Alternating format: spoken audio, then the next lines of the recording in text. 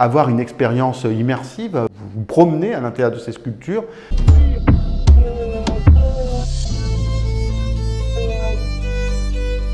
Bonjour à tous, je vous parle aujourd'hui d'Anish Kapoor, un artiste d'origine indienne qui d'ailleurs s'est largement inspiré des fêtes où on se lance des pigments pour concrétiser, on va dire, sa première série. Il réalise avec justement cette espèce de sensation granuleuse du pigment pur qui vient entourer, envelopper des objets et des formes qui sont des formes géométriques ou des formes de montagne ou parfois des formes anthropoformes qui ressemblent parfois à un ventre de mer ou encore à des personnages. Je pense aussi à peut-être une pièce où on a l'impression que c'est le Christ avec ce pigment rouge qui représente les plaies et il va petit à petit développer son travail autour de la couleur vers la sculpture. Et ce qui est très impressionnant dans le travail de Kapoor, c'est que la sculpture, elle est au sens très large, c'est-à-dire qu'elle est aussi dans le vide, qui est contenu par des formes dans lesquelles parfois vous pouvez même avoir une expérience immersive, vous vous promenez à l'intérieur de ces sculptures, mais contenu également dans le miroir,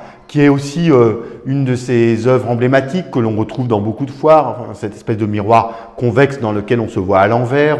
ou au contraire dans mille petits éclats et qui nous perturbe vraiment la vision et qui nous permet au fond de retourner à l'envers la question de l'espace contenu dans la sculpture. Un artiste donc véritablement passionnant qui va également avoir des œuvres très dramatiques. Je pense à une œuvre autour de Jeanne d'Arc démembrée ou une autre où il utilise un canon à cire qui projette des cires rouges, donc avec toujours ce côté un peu baroque, caravagesque, dramatique.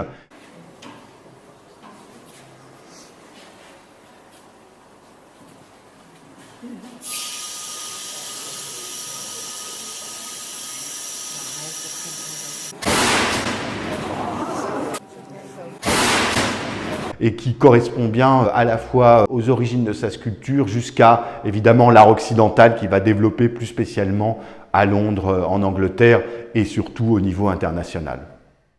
It's not necessarily a given mode from the artist, and that is a very complicated equation between where the artist stands, if you like, as the maker of the object and the status of the object. And the object is always in some in-between process, place, between meaning and no meaning.